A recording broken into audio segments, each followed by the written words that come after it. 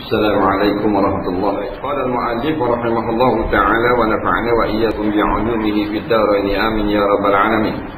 Kata pengarang rahimahullahu ta'ala, yang ketiga daripada tiga najis, jenis-jenis najis ni, iaitulah najis mutawassithah.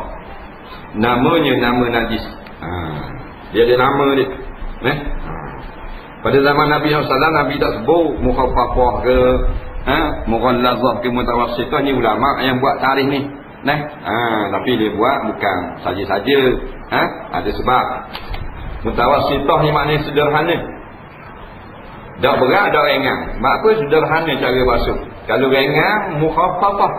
Ringan sangat, pakai renjih saja, tak payah basuh. Berat sangat, mughallazah, anjing babi, siapa kena basuh 7 kali. Satu dengan air tanah.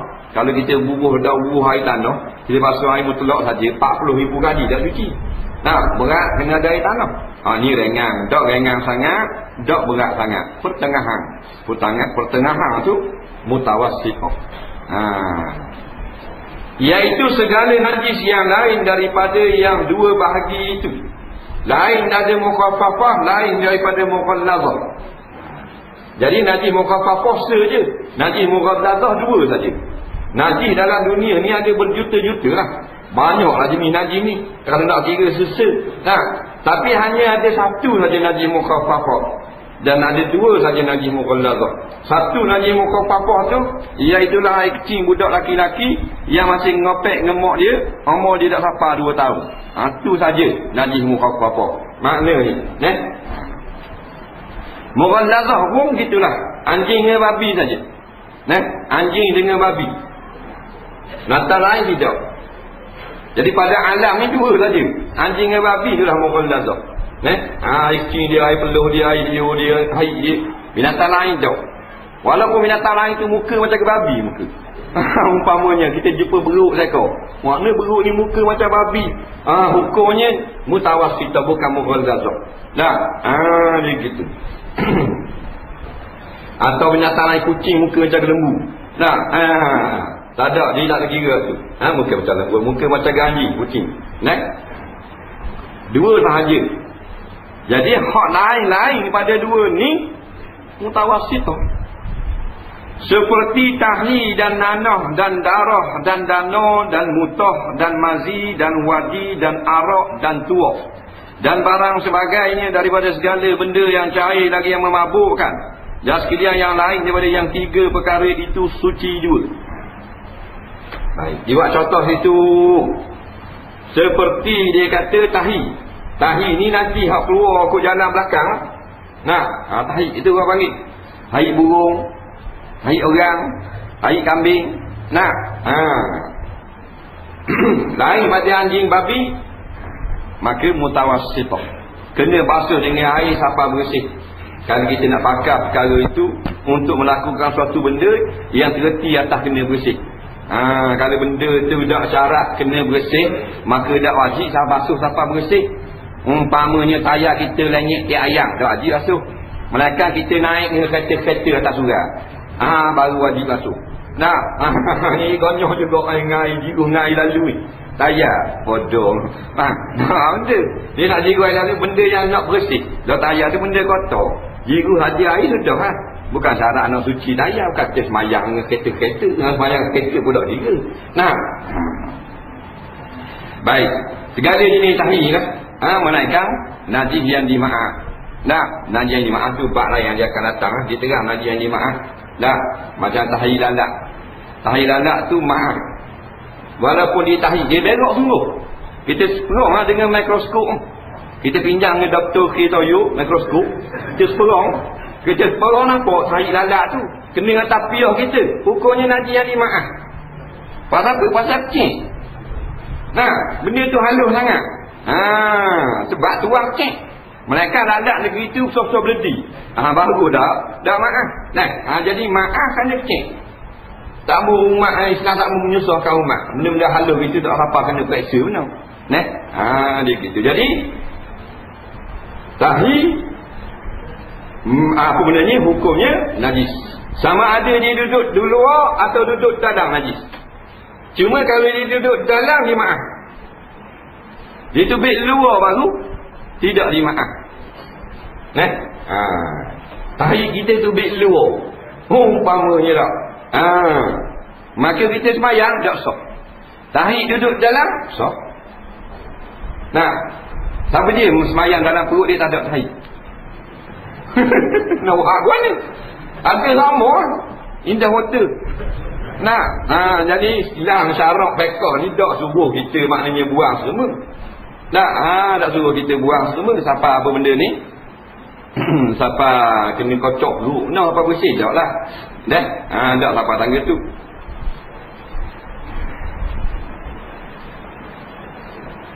Tubik luar dah maaf. Lepas tu kalau kata burung. Burung singgah atas tubuh kita. Binatang lah mari atas tubuh kita. Najis tak ada di luar badan ni. Tak sentuh dengan kita pun. Tak ada masalah. Tak ada masalah.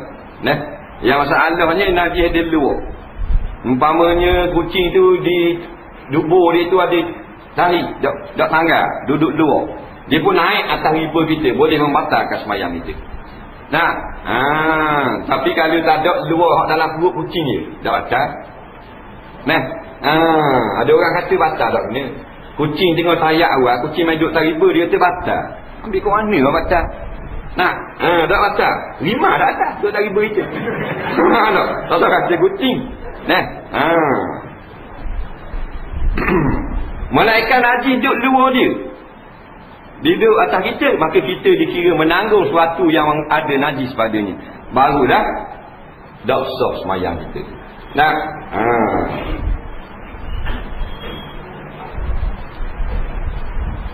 Dan nanah. Dan darah. Gitulah. Nanah ni darah yang rosak. Darah tu dia rosak dah, maka dia menjadi nanah. Sebab tu bila kalau kita pudih nanah, kita becek dia tubik nanah. Habis nanah dia keluar darah pula. Darah tu hak sehat. Darah yang telah binasa menjadi nanah.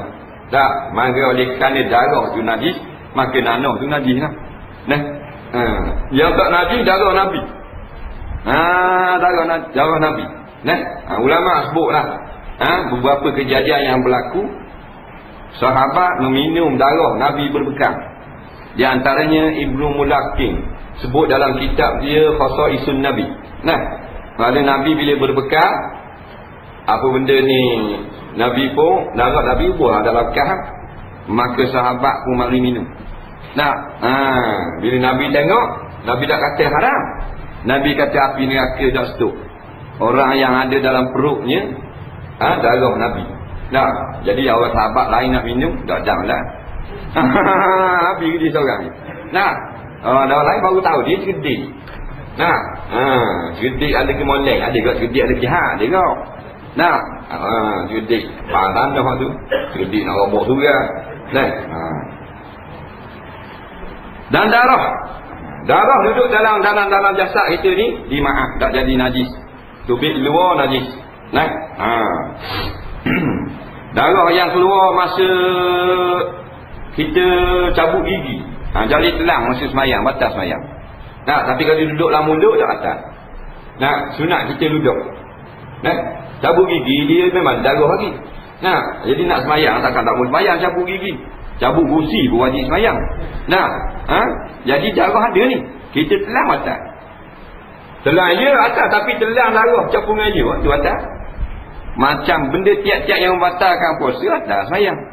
Tapi benda yang membatalkan semayang belum tentu membatalkan puasa. Kalau batal puasa batal semayang. Puasa jimat batal semayang, jimat batal. Puasa makan batal, minum batal, semayang makan batal. Dia tengah tayar awak bahan pengak jagung pinggang. Kalau dia tiga bengong. Batal tak? Tapi tak mesti benda yang membatalkan semayang dia batal puasa. Umpamanya tambah rukun dah batal puasa, tambah rukun apa? Puasa tak ada rukun, tambah rukun. Baik. Darah yang kita sengaja keluarkan, maka hukumnya dalam semayang kalau sedikit dimaaf. Najis tetap najis, dimaaf. Tapi kalau banyak dah maaf. Umpamanya Tok Imam baca panjang sangatlah, katakan semayang isya, semayang subuh. Tu bila kau panjang mata. Baik-baik rawat, dia pun baik rawat. Tu bila. Tu bila laman ni. Nah, lagi ke ni. Tu bila katung tu imam katung. MD lagi katung. Katung lagi ni. Dah raya katung. Dah ni dah dia raya tu katung. Naik katung. Takkan nak pilih orang tu. Tukang milih katung. Dia pilih katung tak. Satuan mak lempik dia bersuara pasal pengurusi mak lempik terbunuh Belanda dengan kereta gili. Faham tak? Jadi latih orang baru, dia latih mak lempik juga. Tidak latih mak lempik. Memang kena takak dia. Mak lempik juga ada kita tak. Apa naik katung. Dah kita katung. Kamu dah katung. Gitu. Kalau banyak darah tu tak sengaja tak batal semayang. Kalau di luar semayang masuk, baru masuk dalam semayang. Jadi kalau kita maknanya lecet dirawat keluar sikit je dalam semayang, tak batal. Walaupun sengaja. Tapi kalau banyak, batal. Banyak mana ke? Banyak maknanya nelek. Nampak nelek, dipanggil banyak. Kalau duduk kat tempat terbit tu saja panggil sedikit. Sampai nelek itu banyak. Batal semayang. Tapi kalau tak sengaja, tak batal semayang. Tak, kita semayang tepi luar surga. Ada orang mesin rupu. Mata dia pun pecah, patok. Di keting kita. Rabak keting ni. Pempit darah berkembur. Kita tak berhenti semayang. Lepas pada semayang tu pasal salam baru kita pergi hospital. Jahit, 18 jahit. Tadi tak atas pasal dia keluar. Tidak dengan sengaja. Gitu. Muka kita kena makna mata kita nak semayang lagi. Nyamuk atas tau kita ni. Nyamuk atas tau. Dah tengah semayang, nyamuk duduk kaki lik kiri lik ting. Kalau nak gaul gini tak apa. Akak ting kanan gaul. Batal terus 3 kali duduk terus. Seimbang. Enggak.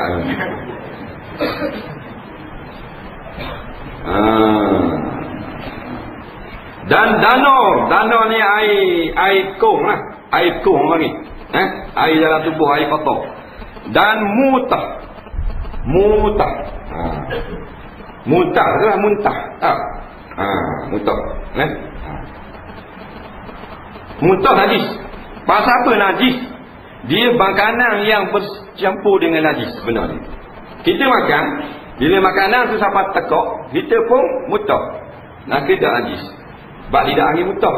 Nak dapat nama mutah, makanan tu mesti masuk perut. Bila masuk perut, tendang balik baru nama mutah. Sebab walaupun cuci benda tu, kayu kamat memang bersih. Kita makan, katakan kita tak punya, kita telah suti kayu kamat. Kita telah. Dia pun masuk, sampai kena di perut, tubik balik, bersih. Patahlah. Walaupun tak lumat. Pasal apa? Pasal dia tersentuh dengan usus. Sebab dalam usus kita ni najis. Tak lagi. Jadi bila dia masuk dalam tempat najis, keluar balik, najis yang dia tu.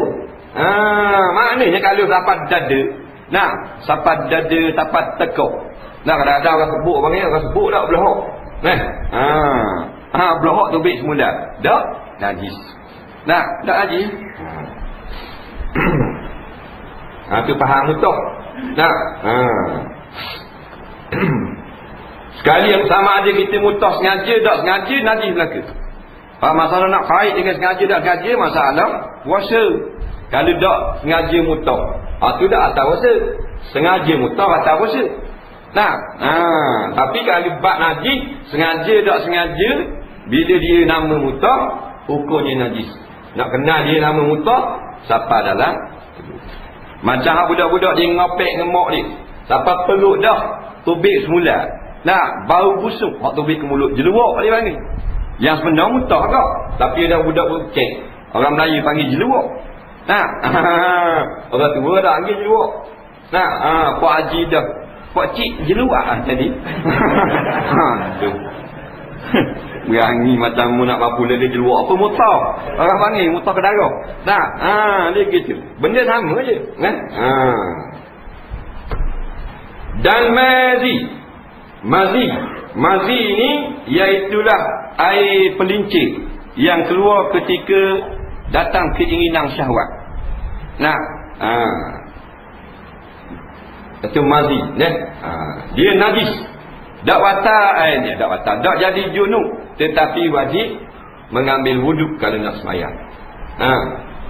Itu mazi. Kalau nak kena dia licin, kita pegang dia licin. Kalau mani dia kasar. Mani kita pegang, kita genjah tangan dia kasar. Tapi kalau mazi dia licin. Dia sintetik. Minyak licin sintetik. Apa lagi? Barak apa tu? Lubricant. Ini kabar putih pokoknya. Tu. Mani dia keluar. Mazi dia jernih. Nampak tu? Mazi dia tak bau. Mani dia bau. Macam ke tepung telur kaki kanan. Jadi tak orang ambil tepung, orang uli-uli. Masih muli dia tercium. Bau air mani. Tak salah sama ada tepung tu bau air mani atau air mani bau tepung. Mana sebenarnya tak tahulah. Kau anda lah mana dulu. Tapi gitulah. Tak jadi tiup tepung. Tak jadi tiup. Memandang makan tau. Tiup kat test tengok lagu mana dah. Sifat-sifat dia nak kenal. Kita ngaji tu tok buat bau macam tepung yang diuji cari lah tepung. Test buat. Anda makan. Jadi takut orang pasal ramai sangat duk tanya. Saya tak tahu ni Ustaz, keluar mazi ke mani? Banyak soalan tu, mazi ke mani? Dan dia kata dah nikah dah Ustaz. Saya anak 6. Anak 6 orang dah reti mazi mani bergerak. Dia dah berat tok tua bodoh.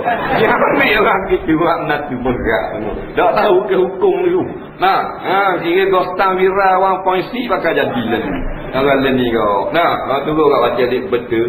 Kawan tu siapa kat boleh. Alik kiru tu bi. Buat natu boleh ada. Kerja minyak. Pakai kasut bosok perbok. Tua dengan Allah. Aku lama dah natu kat minyak. Dan wadi. Wadi ni sejenis cecair yang keluar pada kemaluan, tidak pada semua orang. Kadang-kadang dia keluar di akhir kencing. Dia tidak cara ni Kadang-kadang dia keluar ketika kita ni memeras keringat terlampau amat. Kita nak buat satu benda kita buat, kita macam takak benda barang berat sangat. Dia keluar air wadi dia panggil. Bukan wadi lembuh harak tu. Tu lain tu. Air wadi. Rakak berat ni, siap kat besi. Dan arak najis. Jadi jenis tubik kot kemaluan ni tak najis. Yang itulah air mani. Sebab apa? Sebab air mani tu kita bukan najis. Manusia kan suci. Dan kalau mani najis, kita najis. Air mani suci. Yang najis air mani anjing dengan air mani khinzir, babi. Lain daripada air mani yang keluar kot kemaluan adalah najis. Ada selagi benda air yang tak najis tetapi tidak keluar kot kemaluan. Dia hanya duduk pada dinding faraj perempuan. Nampak? Basahan vagina dia panggil. Basahan faraj. Waktu tak najis. Waktu hukum sama dengan peluk. Kena tahu kita. Kena tahu. Tiap-tiap orang yang nak beristeri, dia kena tahu 8 perkara yang keluar daripada kemaluan seorang perempuan. Dia kena tahu hukum syarah. Dan kita tahu. Enggak tengok orang bini. Dah biarlah nak orang ni. Salah kita lah tu. Jangan kita hok pula bini. Mengaji. Ada terlanjur dah menikah, mengaji. Sepatutnya gitu. Orang dulu-dulu macam mana? Orang minta anak dia ditanya, cik apa kau benda mana ilahiyah? Benda mana uluhiyah benda apa kau? Ma'arif isukung pun yang cuak kali. Suruh natu dia buat, bakal natu. Ni nak tanya dah benda gitu. Tanya dah kerja kat ni. Kerja bank makcik. Kerja bank lah kau. 2 kali tu betul. Kau kerangan kerja bank. Dah buat ni dah kata main baju mana hak mau kata anda buat tahu lalu. Bank school. Tu batang muka. Orang dulu tanya agama. Dah sungguh. Arak. Arak najis. Dadah tak najis. Jadi kita balik dah. Dia tulis dadah arak. Ni najis dadah. Dalam soalan pun najis dadah juga. Arak dia kata najis. Apa? Apa dia kata najis? Dadah dah najis. Heroin, morfin, candu, crack, air sabu, mak sabu. Faham kau anda lah. Nah, benda lagi, marijuana. Nah, kokain, semua tu tidak najis. Semayanglah dalam kocek. Ada ganja duduk dalam kocek. Tak batal semayang. Pasal dia bukan najis. Dia najis maknawi saja. Benda yang haram kita guna saja. Nampak? Ada pun kita setuh dia bawa lah semayang. Tak? Najis. Tulang tengok Tok Imam rokok, jatuh maknanya ganja setengah kilo lah pecah. Daya mubarakah memang tak atas semayang. Dia gitu. Dia tahu kok. Tapi dia tulis itu dadah najis. Nampak? Bahaya najis dadah. Dia arak tak? Masa dia minum arak. Dadah ni acak-acak ayam. Dia cak naga main arak. Orang besar-besar, orang kaya-kaya tak main pipik obat batu. Kelas koprak-koprak dia kaya kau. Tapi dia tak pakai obat batu. Dia tak main hidu-hidu tai lembu minum air daun betung. Dia main arak. Brandy, whisky, wine, champagne, liquor, beer, toddy, warna keng. Habis ada belaka. Tu hukumnya adalah najis. Kena titik, wajib basuh. Tak basuh, tak sah semayang. Bak cecair. Najis hak tak najis. Arak jenis hak dadah orang minum ni, orang isyak ni tidak najis. Cuma haram isyak, haram guna. Kalau tidak mengikut peraturan. Bukan kata haram semata macam awak batuk kerana sakit batuk. Barulah dimaafkan. Boleh minum obat batuk. Dan tidak batuk. Bahan dah. Haram. Haram. Tak ada batuk minum dah. Pasal benda tu menghayalkan. Tiap-tiap yang menghayalkan ni tak boleh kita guna. Melainkan dengan sebab berobat. Itu pun mengikut sukatan dos yang disyurkan lah.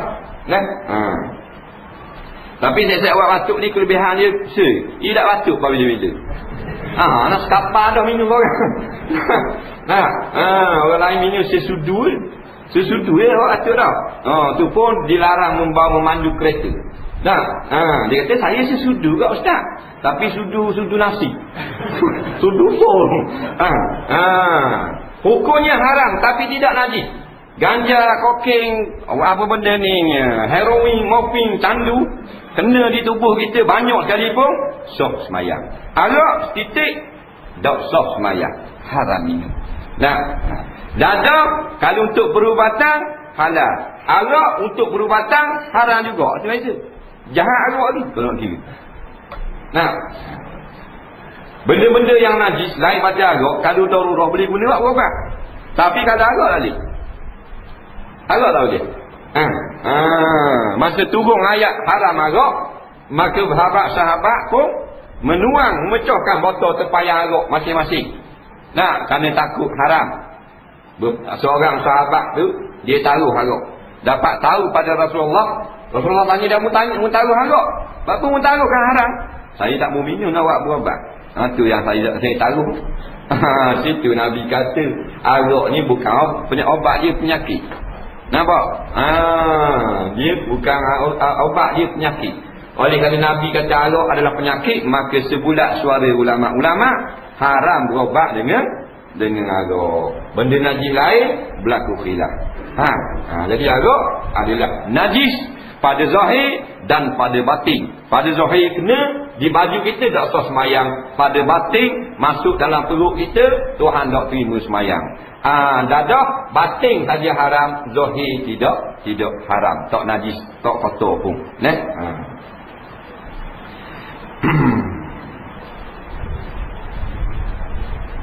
Dan tuak ni lain daripada arak. hukum samalah. Macam bia tu tuak lah. Nah, asalnya agak ni khamar je. Nah, iaitu perahan anggur dan kurma.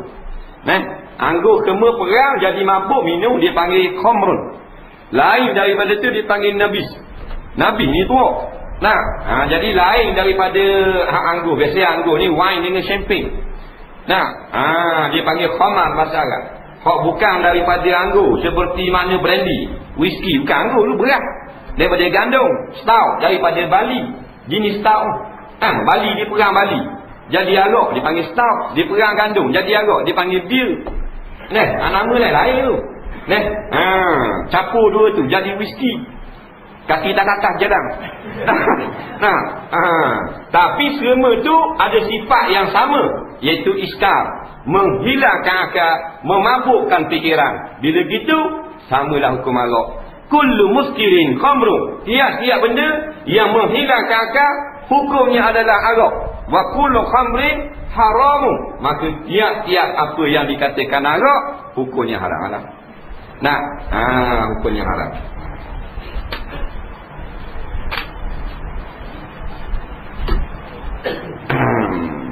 Minta alihkan kereta Wira TU494 menghalang laluan.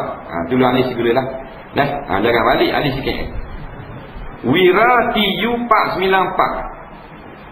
Buat tu ni. TU494. Alih segera kerana menyekat laluan. Nampak? Nah. Ada tuan ni lagi Tolong. Alih sikit. Baik. Dan barang sebagainya daripada segala benda yang cair lagi yang memabukkan. Tu anak beranak arak. Kita nak panggil beer, nak panggil whisky, nak panggil brandy, nak panggil toddy, nak panggil tuak, nak panggil apa benda lagi, champagne, wine, Bacardi, Johnny Walker, korang dah lah. Hukumnya arak belaka. Nah, bila arak bukan minum saja haram. Nah, tuang haram juga. Jadi kerja sebagai pramugara dalam terbang, kalau dia tuang arak, maka dia kena laknat. Nah, kena laknat. Dah tokek kapal terbang, kena laknat kau. Benar kau. Jadi tokek. Faham? Bawa kuasa bidang kuasa dia. Nah, dia gitu. Tukang tanam. Nak tu kalau tanam gandum, tanam padi, tanam tujuan awak arak tu. Tukang tanam kena kau, tak nak. Laknat ni jauh pada kasih sayang Allah. Hidup tak selamat di atas bumi. Kita nak selamat. Kita nak kasih sayang Allah. Bukan kita nak kasih sayang Allah. Faham? Kasih sayang Allah kita nak. Nah.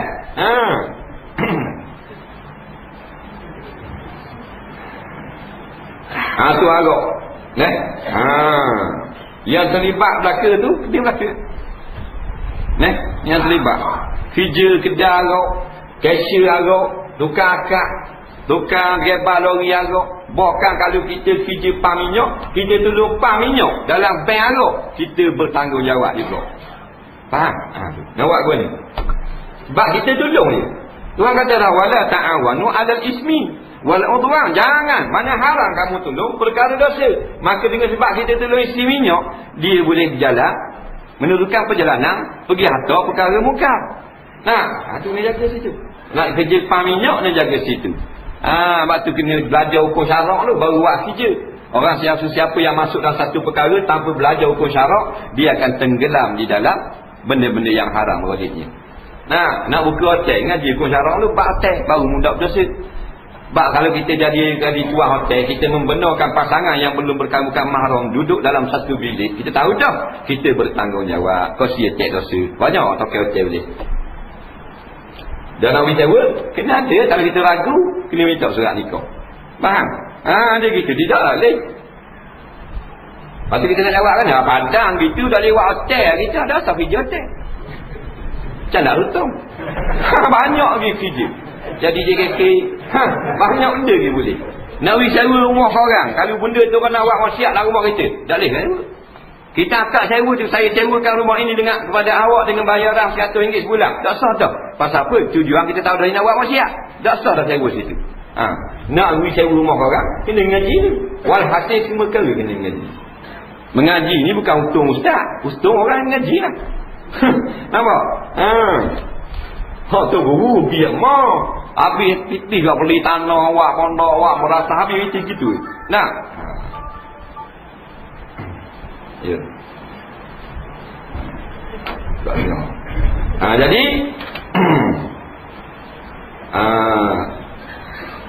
apa juga yang terlibat dengan perkara yang haram, kalau kita tahu dah, maka kita berkongsi sama.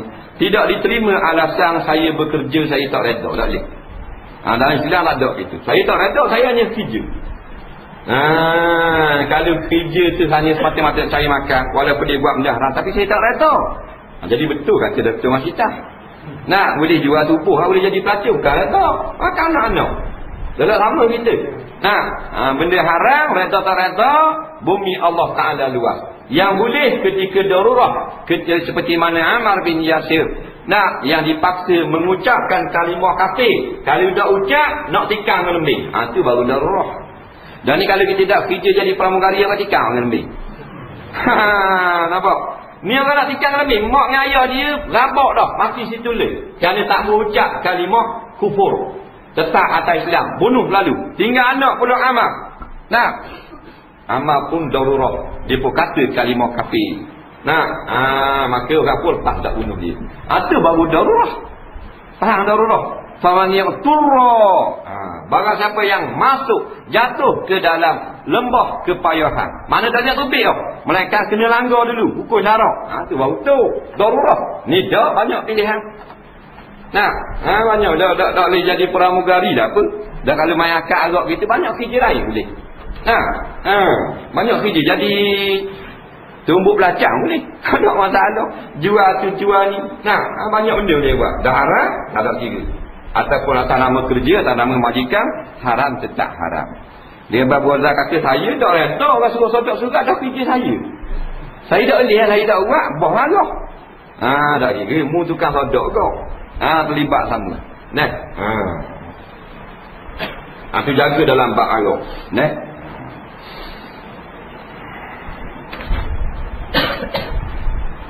Daripada bagi bagai yang tiga perkara itu suci juga. Lain pada tiga perkara ni suci.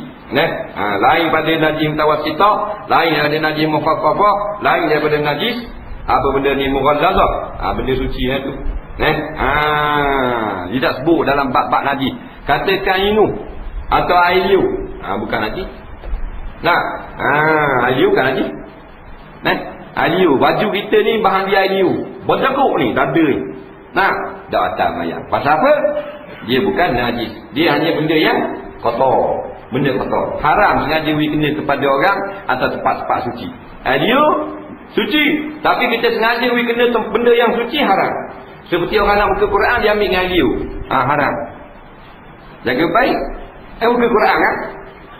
Nak buka dengan pasak. Licin. Dia ambil liu. Buka Quran. Tak boleh. Haram. Liu kalau siap tak tarik kita dah lah. Kita orang panggil metor ni. Dia mari dekat itu pun lama sampai dia saing. Marah saing. Agak amanya kekoh kita. Gigit jangan dah. Tak boleh. Walaupun dalam Quran mana besar ke muka kita. Bolehlah Quran ni. Jangan main. Masa kita 3 orang tak. Dulu kita pergi di mana, di pejabat pun dia tak ada pegang lah macam ni tau. Dulu ada. Dulu pakai jilat. Betul tak? Tak. Pakai jilat itu tau. Pakai jilat. Ada tengah cakap dengan orang, jilat balik. Tengah cakap. Lepas tu dia pusing, dia tengok orang ni kembang kebok muka. Dah balik kembang tu. Ada orang kalau ludah, ada tu. Tapek kepak. Dia malu, dia sedap-sedap nak jilat. Ya, tengok orang dia ludah. Buat itu. Dia pun tapek. Tatok itu. Macam-macam rasa. Dah malu tu. Dia tu tatok. Tapi dia tu pun stand up pun.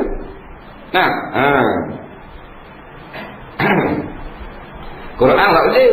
Dia ni tengok tak apa comel buat kerja gitu, dia pun pegang belaka. Ataupun air saja dia pun. Pokok air tak apa dah. Jadi dia berjalan apa banyak kali ni dia buah air, dia pegang. Dan kita nak ngaji Quran, apa tu pakai dia. Kali ambil air 2 beledi semua. Faham tak? Orang naik air 13 beledi, nak baca Quran 18 juzuk lah ni.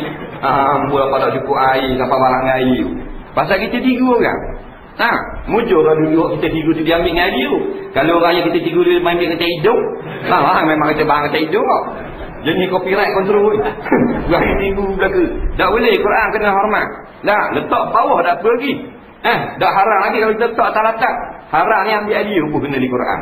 Nah, dia mustazarah benda yang dibilang keji pada syarak dan pada sisi mata masyarakat. Maka tak boleh kena. Tetapi tidak membatalkan semayang kerana kotor tetapi tidak najis. Yang menjadi manik daripada sahnya semayang setengah daripadanya adalah najis. Adapun mustazarah dia bukan najis, dia hanya kotor. Nah, ingu bukan najis, ingu. Nah, ingu dah najis. Banyaklah ingu ni lepas semayang habis selah baju nak lah ingu. Tak imam. Faham? Jadi imam bingung. Nah, tak batal semayang. Dan syarat menghilangkan najis mughallazah itu hendaklah dibasuh tempat yang kena najis itu 7 kali dengan tanah yang suci. Dan yang utama pada basuh itu iaitu basuh yang pertama. Baik.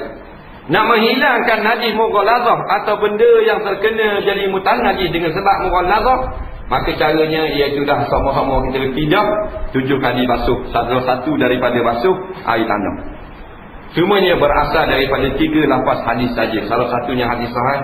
Kalau kita baca nama idza walal kalbu fi ina'i ahadikum fafsiluhu sab'a ulahunna biturab ya kama qala.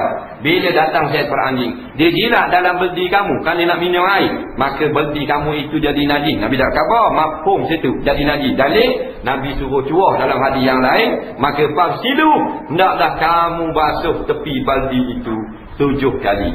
Ulahunna biturab. Salah satu ataupun yang pertamanya dengan air tanah.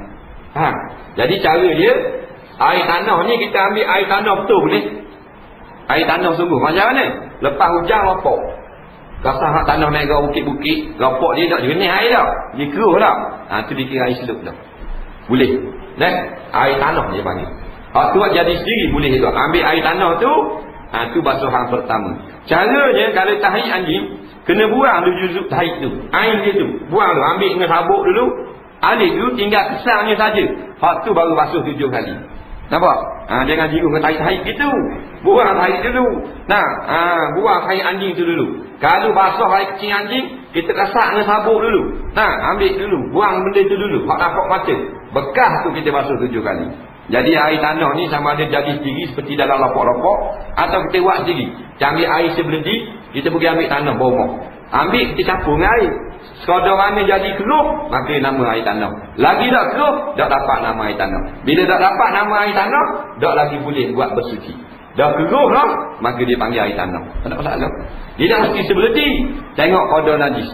Kalau najis tu setitik air anjing, maka secawang air tanah kita buat. Pasal titik ada tak? Nak jual dengan secawang seluruh gitu. Titik perlu anjingnya berlari ke rumah kita.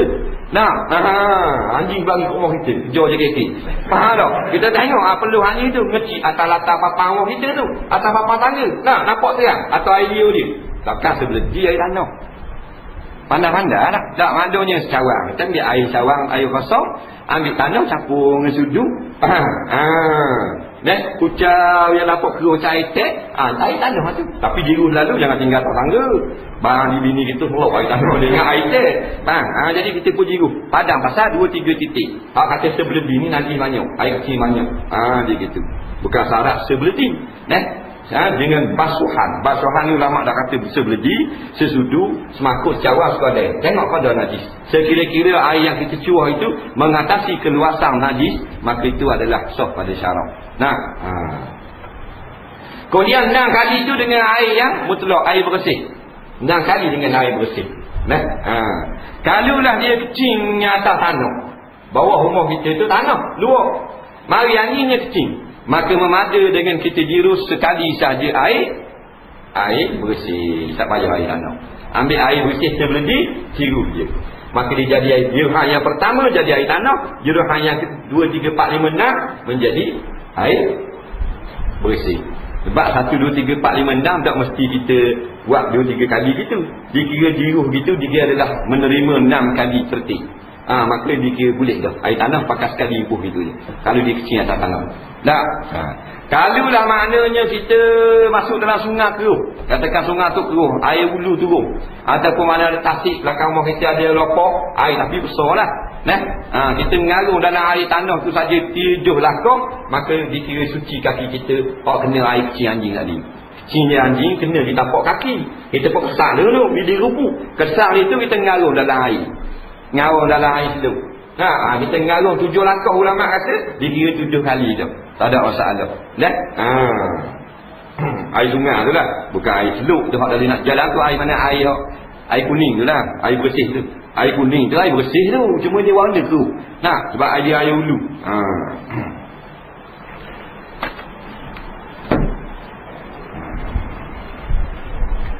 Dan menghilangkan, adapun menghilangkan najis mukhaffafah itu maka iaitu memadai dengan memercikkan air pada tempat yang kena najis hingga rata jika tiada mengalir sekalipun sucilah tempat itu. Najis mukhaffafah ni lah yang paling ringan. Sebab tu dia dipanggil mukhaffafah, mufa'alah. Nampak? Yang direngankan kerja-kerja pembersihan dia. Ini si maf'ul dia tu. Direngankan kerja pembersihan. Nampak? Cara nak buat itu ringan. Jadi katakanlah maknanya marilah anak kita kecil. Di ujung lengan, di kain kita. Ni kata kain. Ni kain kita ni. Anak kita pun hak cek ni. Hak budak mukhaffafah lah, jangan budak mutawassithah. Budak mukhaffafah ni budak yang tak sampai 2 tahun lagi. Tapi birthday dia. Faham? Kemudian dia dah makan lagi. Dia dah sampai 2 tahun umur dia. Sama ada setahun 11 bulan, setahun 10 bulan, setahun setengah, 8 bulan, 8 minggu, atau baru 8 minit beranak. Jangan selalu dah. Kena di ujung baju kita. Kalau najis tu mutawassithah macam biasa, kita wajib perah, kemudian wajib basuh pula dengan air. Sampai tanggal, jiru air lalu, air mutlak. Tapi kalau najis mukhaffafah, budak dah dapat 2 tahun ni, budak lelaki, budak puan tak boleh. Kita perah dulu, buang hak banyak biar nitik tubik. Kemudian kita buka balik kain dia lembab. Lembab tak? Kita pun bersih tangan, kita celup tangan dalam air, kita renjis gini. Nampak? Hak lembab air cing tu boleh buat sembahyang. Tu hebat mukhaffafah. Tu ringan sungguh. Tapi renjis tu biar rata sampai lebih daripada tempat yang basah. Jangan renjis 2 titik dengan ni, basah apa kat ni. Tak boleh kita renjis berapa rata lagi tu. Tak bukan syarat basuh ni tuah itu dah. Renjis saja. Kerana itu Nabi SAW sebut al-ghulamu yurasyu. Nampak? Al-ghulamu yurasyu. Budak laki-laki mana ada 2 tahun ni dirinjis sudah memadai. Nampak? Budak perempuan kena basuhlah, budak perempuan. Ceritanya ada tulang sama-sama, Nabi sedang duduk, marilah seorang laki-laki, seorang ibu dia bawa anak laki-laki. Nabi bila tengok budak kecil dia minta nak ibu tadi. Nabi bagi budak-budak. Nabi bagi ibu budak-budak. Kita duduk riba orang tua. Ambil riba mak. Nak patuh pinggan-pinggan. Riba anak lah. Nabi anak orang lain dia bagi riba. Kita anak kita tak riba. Tu asing riba tak anak? Ada riba tak anak? Ya kedak mu ni. Mu hanggur sama. Ya kedak tau. Nampak? Dia jadi kasih sayang. Budak-budak tu dia jadi hormat kepada orang yang riba. Dia suka. Dan budak dia akan lebih cenderung kepada menyebelahi orang yang banyak riba. Sebab kita dengan anak kita, kalau ada kita bini, kita balas dengan bini kita. Anak kita sebelah mak. Betul tak? Dia sebelah mak. Ke dia tak ada? Sebab apa masuk sebelah mak? Sebab dia riba. Dia beri kopek. Budak tu banyak duduk dengan dia. Jadi bau badan mak tu jadi sera dengan darah daging budak. Kita anak nangis. Jangan dah. Kalau anak nangis dah jangan. Kami bangun. Mawak ni. Mau nak pulang sama. Tengok muka kena dah. Tak bangun. Tak bangun. Mak dia bangun. Sebab tu Nabi kata kalau orang perempuan ibu jangan ada oleh tak nak. Pok boleh tahan kira lagi. Anak ibu tak boleh. Mustajab sangat. Dia power mak. Sebab tu kalau kita kadang-kadang biasa tak apa tau. Tapi kalau kita ada krisis dengan mak, dengan isteri kita, anak-anak kita memang makan kataan mak. Makan kataan kita. Dia masuk belah mak. Dia gitu. Pasal benda dia tak apa dia. Dia riba dia apa. Nyinjuknya apa kita tak. Anak naik tanggung jika lah. Balik kerja, anak naik tanggung tu dah. Anak nak rasa bukan nak jalan kan. Tapi kita tak mati anjing lagi. Dia nak rasa anjing kita. Marah kan. Kecil paling anak bawah.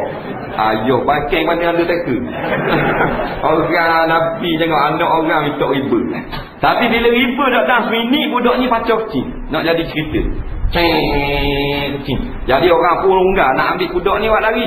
Nabi kata biar. Ambil kat dia, habis lah macam cegang pula. Nah, jadi Nabi minta air. Nampak? Nabi hanya renjis saja. Pada ulama pun kata buat watan ringan mukhaffafah. Dah. Waktu banyak. Apa benda ni hikmah yang dapat pada hadis bukan 4 basuh najis saja. Kasih sayang Nabi yang kita tak boleh nak ikut. Anak orang ambil piung, anak orang ambil dukung, anak orang sapu kepala, anak orang mari tanya khabar budak kecil. Layang kau Nabi. Dah kita nak ambah. Nah, anak yatim bagi Nabi Ibrahim. Anak yatim. Nah, Nabi lama tengok anak yatim, dia akan sapu kepala. Dia khabar dia sahabat, siapa yang sapu kepala anak yatim, tapak tangan dia terkena 1000 orang, 1000 dosa dulu. Kepala anak yatim, bukan rakyat yatim. Anak yatim. Tu jangan sapu kakak.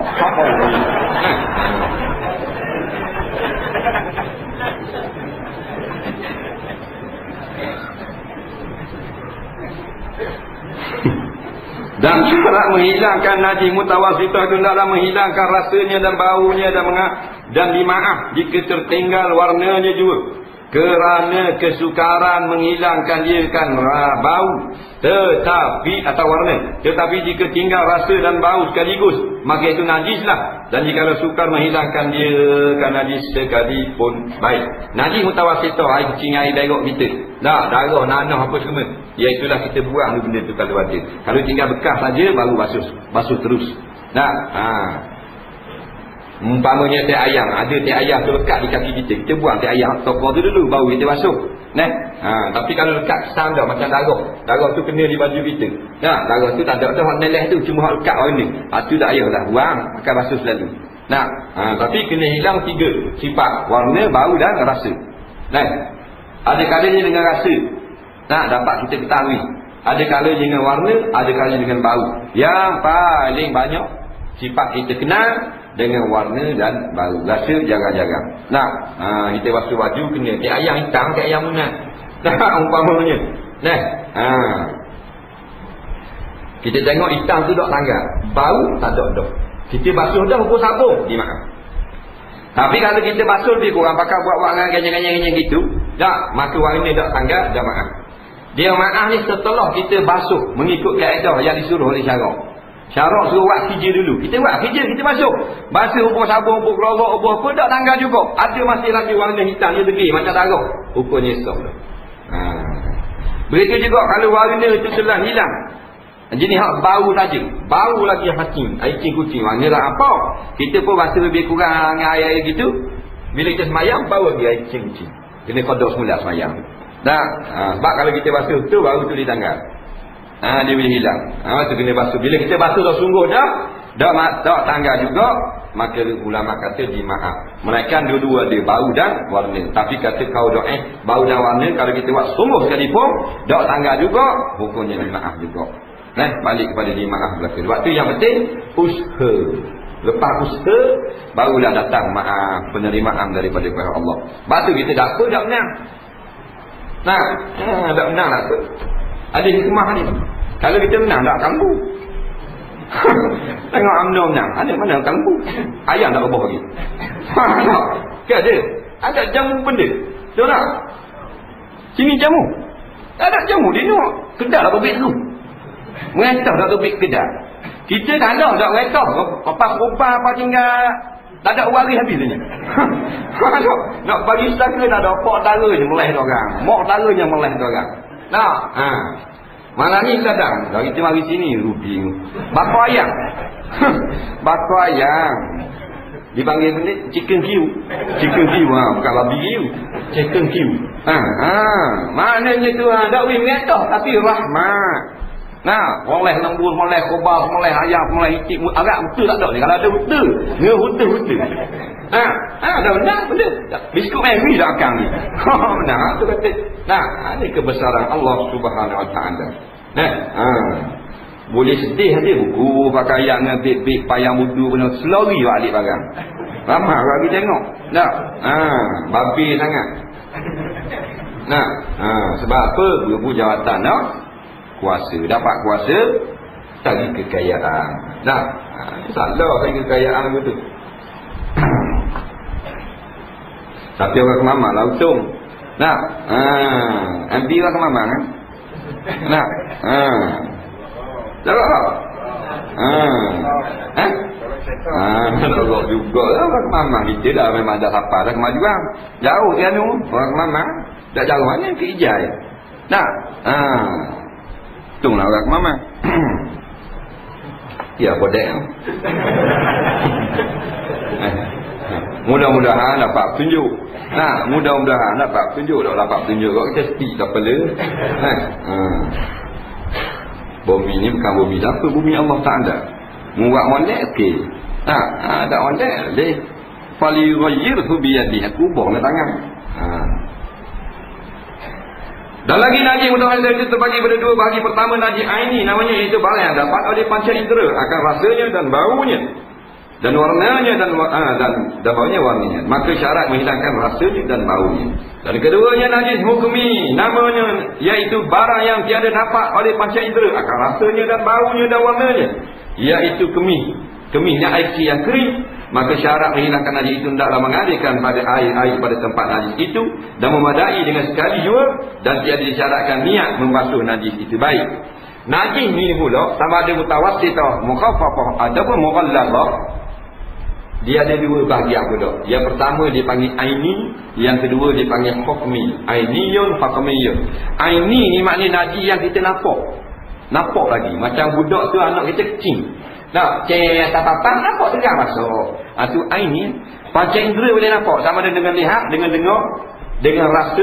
Nah, tu panca indera dia panggil. Dah. Tahi kambing. Nampak terang tahi kambing. Tu 2-3 tokok umpamanya. Tu aini tu. Nah, tu kena buang dulu zat diri najis tu boleh basuh. Nah. Selagi dia panggil najis hukmi. Ni kita nak faham. Najis hukmi ni dia tak nampak. Contoh air kencing. Kita nak turun daripada rumah. Anak kita kecil pula di atas latar. Depan-depan muka pintu. Kita nak basuh tak dah. Panggil dah kereta pom. Kita pun ambil tali paper saja, ambil anak. Turun. Kita balik sekarang daripada jalan. Dah basuh tidak? Kering. Tak nampak dah air kencing. Tu dia panggil tempat tu najis pada hukum. Tu panggil najis hukmi. Tak wajib basuh dengan air lalu. Nah, ada wajib basuh dengan gonyah apa semua. Ambil air we lalu kat atas tu. Ambil air we lalu kat atas bekas ni. Kita kena ingat lah. Nah, kalau kita nak ingat kiri ke kanan dia, kanan kiri wajib dulu. Tapi kalau kita ingat, tempat tu saja. Buat lalu air saja. Contohnya kena air kecil ujung ni. Nah, katakanlah kering dah. Bila kering dia panggil hukmi. Maka wajib kena buat lalu air sekali itu. Tak payah banyak-banyak buat lalu air sekali. Kerana dia kering dah. Tiap-tiap yang kering dia tak akan jadi basah semula najis itu. Dia hilang dah, diserat oleh matahari. Tetapi asal kesan dia melekat di baju. Tu kita lalu air sekali. Nah, itu biasanya air kecil kita tak basuh lagi. Nah, sebab basuh kecil ni kadang-kadang dia duduk pada latar, kadang-kadang di seluar kita. Nah, kalau kita dah pakai baju ke semua dah, kita pun nak turun jabat. Nah, dekat dah 15 minit lagi. Nak paskan. Nah, kita pun pakai. Kadang-kadang kita tengok air kecil kena di seluar kita. Takkan kita nak buang seluar lain pula, jadi lambat pula. Jadi kita pergi jabat dengan air kecil itu. Haram tak? Tak haram lah kalau air kecil tu sedikit. Dia yang haram ni kita sekalian pakai berlama pada tubuh. Tu haram lah. Nah, tapi kalau kecil sikit itu, dimaaf. Jangan buat semayang. Boleh basuh dulu. Bukan syarat basuh selas dulu. Kain kita kena sikit air kecil. Tak syarat basuh selas kain. Basuh pada tempat yang kena saja. Kita ambil kain, kita buat gitu. Nah, kita basuh dulu dengan air buka paip. Lepas basuh kita rasa tanggal dah, baru kita cucur air lalu. Jadi ujung kain tu sikit. Kita buka balik baju kita, boleh akan sikit air basuh. Itu cara dia. Dan yang kata basuh serma tu kalau kita tak tahu kat mana kena najis. Tidak ingat belah kanan, belah kiri, atas bawah. Wajib kena rendam sebelah baju. Nah, kena basuh sebelah baju. Dia bagus tu. Kalau kita faham, senang masalah najis ni. Kalau kita tak faham, dia jadi macam berat doa lalu. Seolah-olah syariat Islam ini menekan umat ni. Sebab sebenarnya bukan daripada syariat, daripada silap faham. Suruh ngaji tak boleh ngaji. Dua makan kan? Tiba-tiba tak faham. Bila tak faham, macam-macam pesen jadi. Basuh berok kena jolok lu jari ni dalam lubung. Kalau basuh berok nyanyi. Sampai tu baik sembuh pula. Apa benda. Tak boleh ni ajar belik-belik gitu. Kena jolok dulu. Macam-macam hal. Kalau kecil steel brok ni kena nocak Dah orang kata bukan nocak, boleh juga nak nocak. Nak suruh kering air kecil tu mana duduk bangun. Waktu guru dia kata kena nocak 3 kali. Nocak berjerulah jambang kaki. Dah dia nak cabut panggil pula tu. Naik wang-wang cabut. Jadi roh kerja. Benda dia tak faham. Nah, bukan orang turun nocak. Istibrak ni macam-macam lah. Wak lalu tangan, reheng, batuk, duduk bangun 3 kali, berjalan 5 langkah. Macam-macam pesen. Bukan wajib. Cara-cara tu. Nah, istihad ulama. Mana-mana satu yang kita buat, air kucing kita keluar semua. Istibrak dia panggil. Nah, ni suruh nocak. Nocak kat lah jambang. Tak gerak. Jangan dulu lalu bang aku jambang. Tak. Macam-macam. Tak faham. Saya tak faham. Ada hak mandi haid kena mandi nipah kena mandi weladah mandi suku. Pasal tak dia kata kena mandi 2 kali. 2 kali hadas kena mandi suku. Nah, jadi mula-mula mandi wiladah dulu. Lepas tu kena sak dulu dengan tuala. Lepas tu masuk pula kok dulu. Mandi jadi mandi nipah pula pada sekali mandi. Nah, kenapa? Dalam bab taharah belum masuk bab haji, bab zakat, bab sembahyang. Dalam bab taharah ni pada tidak. Nah, ada hak kara maknanya hak mandi junub biran nusuk lagi gitu. Nah, dia kalau ada, dia bahasa cebok lah kalau berada dia pun menusuk balik itu jiru. Nah, bini dia tu apa bang? Takut ngecik jadi mustakmal. Bengong. Ada juga orang lelaki bodoh gitu. Nah, padahal maknanya mandi biar kalau tak apa. Yang ngecik masuk dia tak jadi mustakmal. Air yang dulu dalam tu air mutlak. Walaupun ngecik itu air mustakmal, dia tak akan jadi mutlak, dia akan jadi mustakmal. Nah, dia tak kuat nak jadikan air yang dalam beledi atau dalam bekas jadi mustakmal. Kerana air mustakmal ni dia lemah sangat. Yang boleh mengubah hukum air dalam beledi kalau ngecik air yang najis ataupun mutannajis. Nah, jadi tak ada masalah. Hak kara timbul nak ambil wuduk pula. Dah 16 kere. Nah, bila sampai dekat nitik air hidung dalam tu. Cua pula. Oh, jom. Daripada terimam takbir ihram tayak akhir tu. Dia tak sudah lagi. Ni masalah, tak faham masalah. Masalah taharah baru benda yang cek. Jadi benda taharah jangan kita perlekeh. Nah, Nabi tinggal lebih daripada 300 hadis dalam bab taharah saja. Takkan benda tidak penting. Nah, 300 hadis saja. Ada bab tayammum, ada bab najis, ada bab air, ada bab wuduk. Nah, ada bab ada sapu sepatu. Nah, ratusan hadis Nabi dia. Bermakna benda ni penting. Patut jangan kita pandang ringan. Nah, kemudian pasal ini satu pasal menyatakan hukum qada hajat dan istinja. Wallahu a'lam. Baik, soalan yang pertama.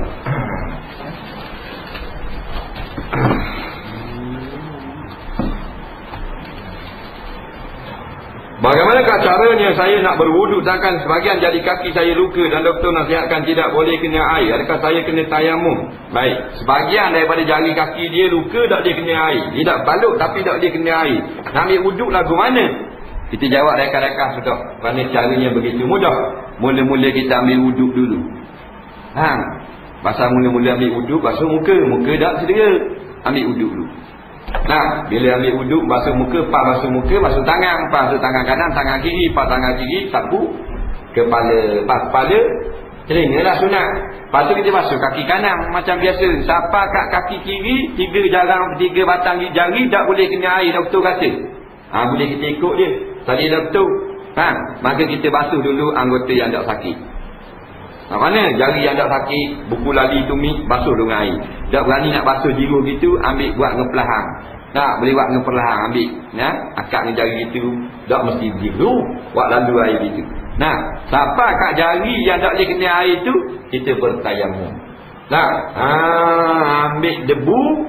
Kalau nak senang, bola lah pinggang. Buat atas rumah senang. Dia tak tarak debu tu duduk bawah. Kita pun tepuk 2 kali. Tepuk yang pertama 2 belah tangan. Niat bertayamum ganti daripada tepak yang tak boleh kena air pada kaki. Niat gitu.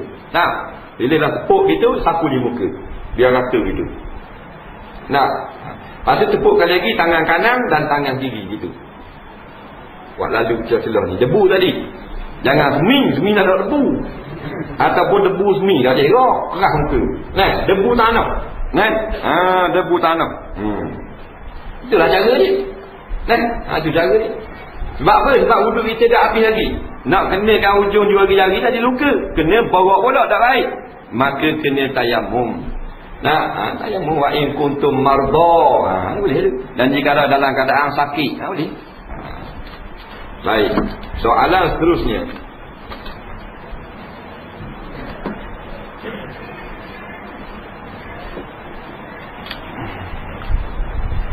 Bolehkah beri sedikit penjelasan dan pandangan tentang pelaburan di public mutual fund? Apakah hukumnya bertepatan dalam syariat Islam? Saya tak boleh nak beri panduan, tak boleh beri keputusan ni public mutual fund.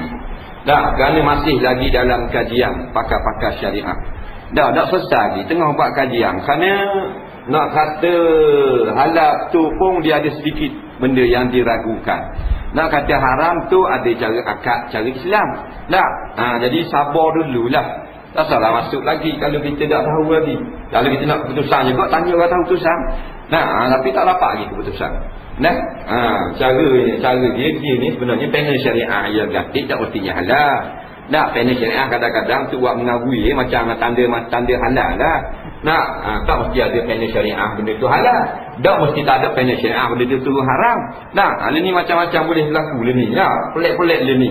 Dulu tu main olak-olak, le ni naik bah tu. Macam-macam betul.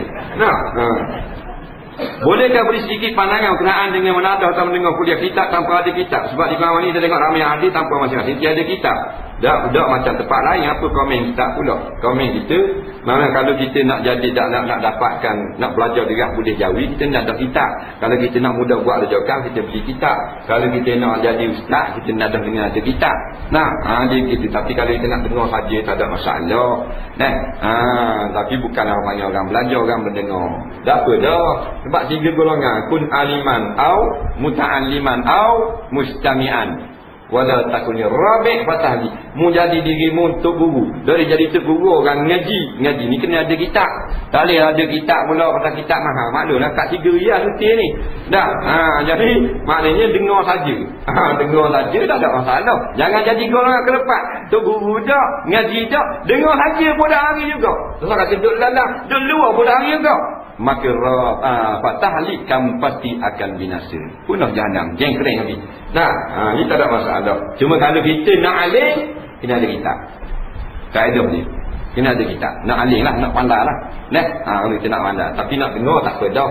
Sebab kita tak syarat jadi ustaz, tak syarat pandai, nak erti. Nak erti.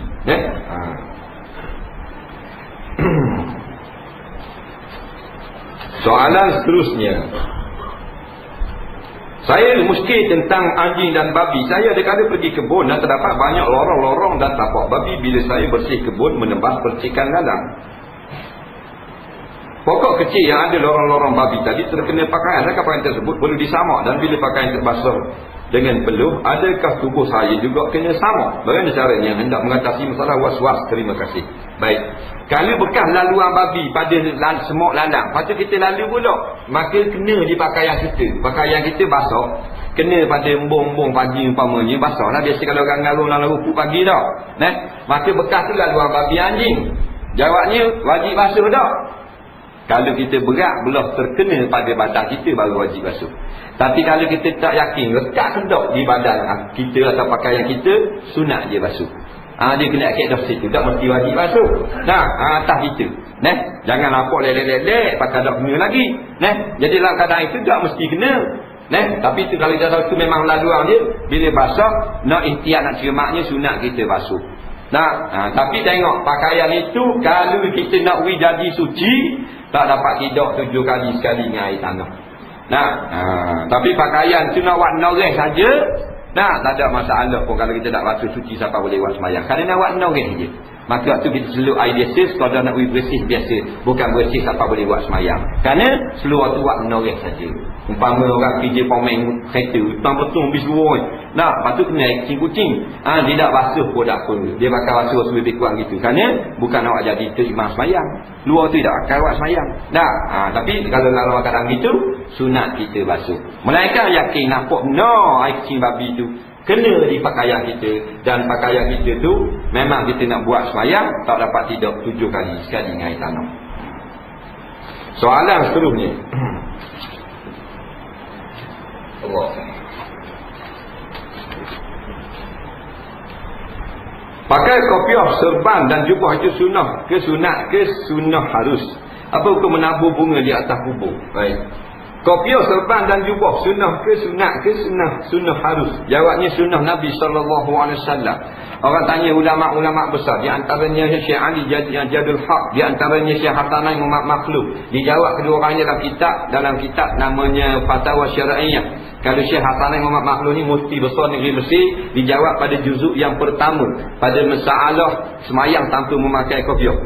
Maka diuraikan di situ bahawa kalau surah dengan imamah itu serban dan apa benda ni dan kopiah adalah sunnah Nabi SAW sebagai penutup kepala. Walau bagaimanapun harus memakai penutup kepala jenis lain, dia kata boleh, seperti tarbu, seperti songkok, seperti topi-topi negeri kaum-kaum masing-masing. Janganlah maknanya benda tu orang pakai untuk ibadat keagamaan saja, untuk agama kafir baru kita tak boleh pakai. Jadi hak lain harus kita pakai selama tidak ada haramnya. Hak Nabi, sunnah hak Nabi pakainya, Nabi pakai serban dan kopiah. Serban dan kopiah. Bila sebut kopiah, tak mesti kopiah tu sama macam Rasulullah.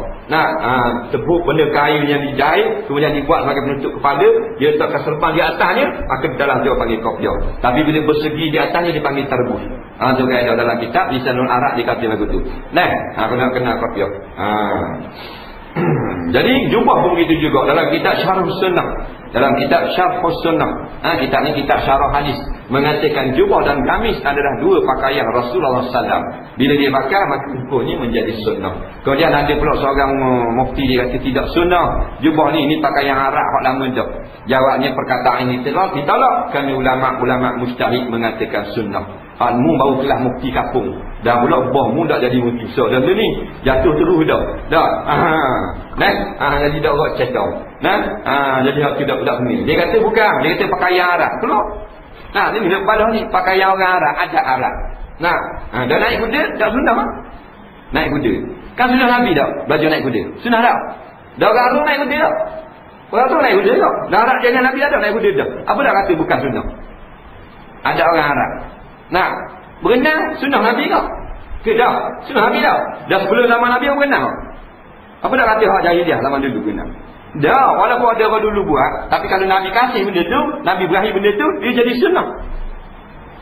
Dia gitu. Bukan semua bangsa makan tangan kiri. Bangsa yang sebelum Nabi Muhammad SAW dilahirkan menjadi Nabi, ramai makan tangan kanan. Tapi apa Nabi makan tangan kanan jadi sunnah Nabi? Apa dah ada orang dulu makan tangan kanan tak? Itu dalil tak kau? Masa orang yang jadi orang hanya belajar hadis haram jadi mufti. Orang yang hanya belajar hadis haram jadi mufti. Dia kena pandai fiqh, kena pandai syariat. Hukum tabur bunga di atas kubur. Baik. Apa tujuan? Tengok tujuan. Apa dia tujuan? Tabur bunga ni pun dia tujuan. Kita tanya. Tujuannya bunga ni selama mana dia hidup tu tak layu lagi, maka dia bertasbih kepada Allah, maka dapat ringankan kepada si mati dengan izin daripada Allah. Kias dengan Nabi mencacak dua batang pelepah kurma yang masih hijau selama belum menjadi biru makhluk biru. Maka dua batang kurma bertasbih kepada Allah. Kata tasbih mayat, berkat tasbih itu diringankan dua mayat. Maka jumhur ulama mengatakan ini bukan khususiah Rasul, bukan khusus untuk Nabi. Umat boleh tiru, tanam pokok-pokok yang kecil, pokok selasih, pokok bunga, ataupun buat hari datang daun-daun yang hidup, 2-3 gelas atau bunga yang hidup, letak atas tu tujuan selama bunga tu hidup, dia tiap-tiap yang hidup bertasbih kepada Allah. Bila tasbih berkat dekat si mayat. Kerana hak tu boleh. Tapi hak orang buat macam ni salah. Dia ramah apa hacu bunga bubur dalam tekor. Dia ramah hacu. Itu tak benar tu. Tak jadi lagu tu. Tak boleh. Itu bid'ah. Tapi bukan bid'ah dalalah. Bid'ah yang apa makruhah, yang tidak disuruh oleh syarak saja. Janganlah kata dalalah. Tak. Begitu juga pakai awak kalongan bunga kerana meniru ibadah pada cara bahasa lain. Itu haram juga. Cara orang Kristian. Ini belah-belah luar di kubur-kubur hari Jumaat datang kami dia jual bunga. Jadi pakai bunga. Padahal dah acik. Baca gua ni pelak. Dia kata Nabi, mana boleh tolong si mati? Dah.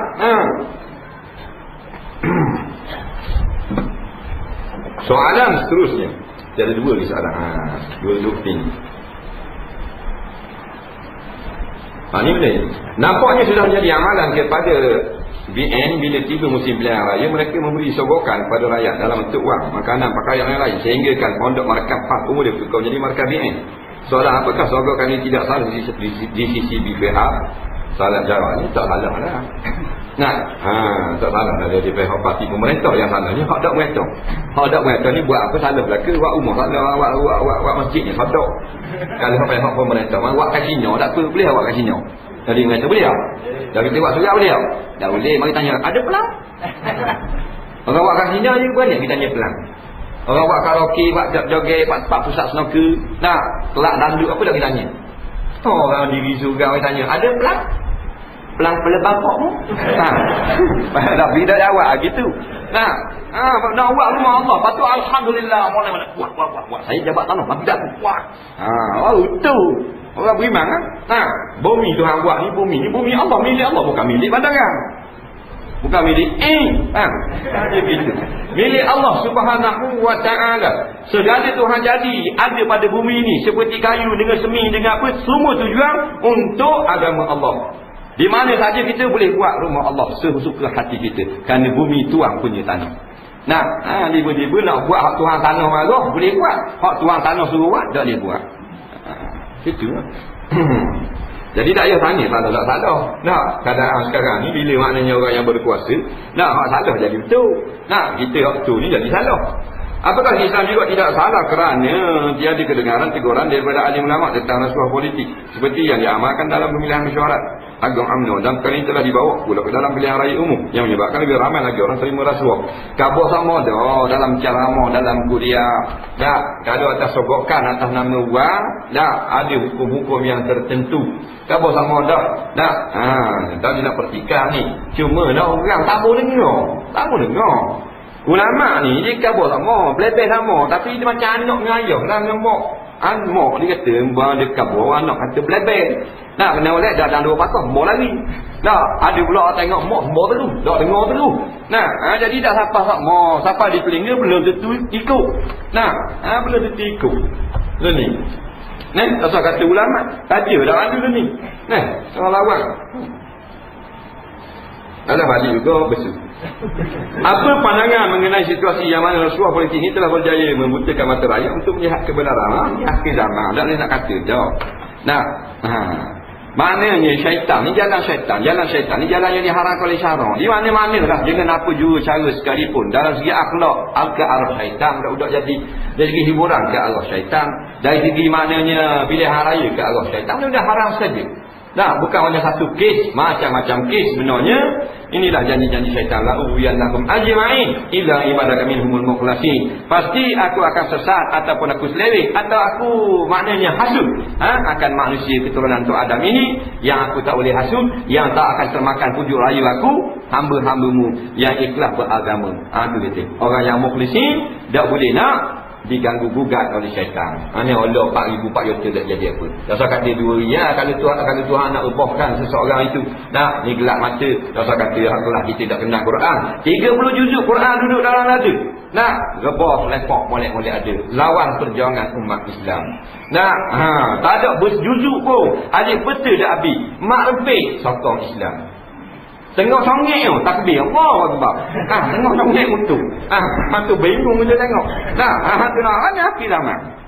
Pakai tiap janggut nelek ketimbung, kayu segi satu di telinga, telok macam ke Zoro, tak ada juga. Dan nak sesat, lancing juga bila-bila. Apa bedanya wang Islam diberi ketika dekat hari raya dengan dekat pilihan raya? Lebih tua, hari raya berlaku ni. Jadi kalau benda setujuan ni nak dapatkan kuasa, cara nak dapatkan kuasa, kekalkan ke sebagian daripada rakyat dalam keadaan memerlukan pertolongan. Jadi beri pertolongan, orang akan tunduk pada kita. Sebab kita ni dalam fikir politik, fikir biasa je. Dan kita orang tolong kita mana-mana ke dia. Betul tak? Orang tolong dan orang tu tolong kita. Bukan fikir politik ni umum lah. Kita akan malu mata ke dia. Tak malu banyak, malu sikit. Orang tolong kita. Kita segar. Segar. Terapik gebok, pum, boleh bati gebok, licin, hujan. Kita tolong. Orang tengok je cakap apa semua, buah minyak apa semua dah. Minyak angin pula mata dia. Ada apa lah. Dia pun tengok kita, dia malu lah. Dia pada esok tu kita langgar lampu merah. Dia pun, kita tengok kita sama. Mari kita baru tolong dia. Dah aman. Dia malu mata kau. Dia bukan yang api. Dia pergi baca juga. Tak. Dia nak sambang pun dia tunggu biar sebulan 2 buat tak ingat. Tapi kalau baru ni dia akan tu malu mata. Wajib salah muka tak malu. Dah. Begitu. Jadi faham lah. Nah. Suami saya kerja di offshore atas kapal luar negara yang sering bergerak tidak duduk tepat. Masalahnya ada kawan dia kata boleh semayang, kita boleh semayang mak daripada mulut jalanan turun laut hingga selama mana duduk atas kapal. Cuba jelaskan setakat mana jamak dibolehkan. Masa kita semayang, ada orang kata kita boleh gerakkan kaki macam senaman jari kaki kerana dia adalah sunnah Nabi SAW. Bolehkah kita ambil duit minyak balik mengundi yang VN bagi sebab kita tinggal jauh daripada tempat mengundi, dan boleh kita menolong orang VN mengangkut pengundi untuk pergi mengundi, dan dengan upah ni dapat kita guna duitnya. Baik, kerja di offshore, lepas tu gerak dari satu kapal itu tak statik lah. Kapal tu tidak sekat. Itu di dalam jalan. Dia ada campur situ, hukumnya jadilah musafir. Jawab ni boleh jamak semua. Tengoklah, dia turun daripada rumah dia tu sampai pada tempat kapal. Kapal dia tu adalah tempat tinggal dia. Tempat tinggal dia tu gerak semua. Maka menurut pendapat yang utama dia tak boleh jamak kerana kapal tu adalah tempat tinggal dia. Melainkan dia keluar dari kapal tu naik chopper, keluar pergi kepada kapal lain pula. Jadi banyak sambung sampai dia. Tapi kalau pergi duduk dalam kapal tu yang tempat tinggal dia. Tempat tinggal tu yang besar dikira sampai dikira macam mungkin juga. Kalau dia pergi bergerak, dia tidak jadi musafir. Gerak duduk situ. Ni duduk situ kan, dia tempat bergerak di situ, makan minum di situ, baju-baju basuh situ. Tapi kalau dia hanya duduk sebetul itu dia panggil pengangkutan, bukan rumah. Tapi kalau duduk makan minum tidur, dia panggil rumah. Bila rumah tak boleh jamak dalam rumah. Faham? Kemudian dia kata masalahnya maknanya kalau senamang senang jari-jari gerak macam semayang sunnah Nabi. Jawabnya tak betul, bukan gerak jari ni sunnah Nabi. Gerak dari kaki ni macam mana dia nak gerak? Masa diri nak gerak kaki. Tak ada hadis pun buat gerak kaki. Masa sujud berlipat kaki. Masa kita tahiyat duduk ya, kita nak gerak ni kaki. Masa mana nak gerak kaki? Kalau jari rasa boleh gerak. Jari kaki dia panggil senamang Nabi. Bila buat gitu tak. Ulama dah kata senamang Nabi pun. Mana-mana kalau ada dah ulama sebut dah. Dah di ulama sosok dulu. Senamang Nabi, senamang kaki ni. Yang ada ni Nabi menggerak-gerakkan jari ketika membaca doa tu ada. Ada kali Nabi dah sebut gerak. Ada kali Nabi menggerak-gerakkan jari telunjuk ketika berdoa. Waktu ada. Ada pun kalau ketika semayang awak gerak jari kaki ni awak ambil. Masa nak tengok tempat sujud, kaki pula gerak. Bolehkah kita ambil duit minyak belanja beli banyak balik mengundi? Dia BN duit ke dia balik suruh balik mengundi, tak ada masalah. Untuk balik mengundi, ni sumbangan. Untuk balik mengundi kita gunakan wang daripada musuh untuk mengalahkan musuh, dibenarkan dalam Islam. Tetapi kalau sahih wang itu adalah wang penipuan, hasil wang rakyat, maka tak boleh mengambil wang itu, melainkan ambil diberikan kepada tempat yang selayaknya untuk tabung-tabung maslahat orang awam. Di tempat tu ulama-ulama berjawab sama, kalau kita ni orang senang, pembelian itu kita ambil beri kepada tabung perjuangan, maksud maslahat orang awam, mana yatim pondok sebagainya, madrasah. Tapi kalau kita orang susah, atas nama wang itu kita ambil balik daripada rampasan yang diambil dari pemerintah secara tidak sah. Itu cara dia. Soalan yang terakhir, apa sebenarnya hukum wanita apa benda ni dalam haid berada dalam surau masjid? Saya wasbah kalau suatu mesyuarat atau beberapa aktiviti jalankan dalam surau, masih ada jadi muslimat yang uzur haid turut sama dalam surau masjid. Terima kasih. Baik, berlaku khilaf di kalangan ulama masalah surau dan masjid. Ada ulama yang mengatakan semua surau itu adalah masjid, musalla lah surau tu, seperti pendapat dalam mazhab Hanbali mengatakan, dan Hanafi mengatakan semua surau masjid lah. Tetapi satu pendapat dalam mazhab Maliki dan pendapat yang terkenal dalam mazhab Syafi'i, bila kita niat buat surau tak jadi masjid, bila kita niat masjid jadi masjid. Itu pendapat yang muktamad. Batu kalau kita nak buat surau, niat dalam hati buat masjid. Bila niat dalam hati buat masjid, maka jadi tak ada khilaf. Yang salah yang jabat agama ni kita buat jemaah. Kalau buat masjid tak salah. Buat jemaah tak benar. Jadi niat buat masjid biar keluar daripada khilaf. Kita boleh iktikaf, kita boleh tahiyat, tak ada berlaku khilaf. Tapi pendapat yang utama, kalau kita niat buat surau tak jadi masjid. Niat buat surau tak jadi masjid. Jadi hukumnya surau. Bila surau, pendapat yang kuat sekali mengatakan dalam mazhab Syafi'i, Tak lagi haram orang yang junub masuk di dalam dia. Sama dengan tempat khas yang dibuat dalam pejabat, di dalam rumah kita, dalam istana, ada tempat-tempat permainan, satu tempat buat sebagai tempat semayang, maka sama dengan surau. Nah, walau bagaimanapun kita nak hormatkan surau ni, kita nak keluar daripada khilaf, kita jangan masuk dalam keadaan haid ataupun dalam keadaan junub.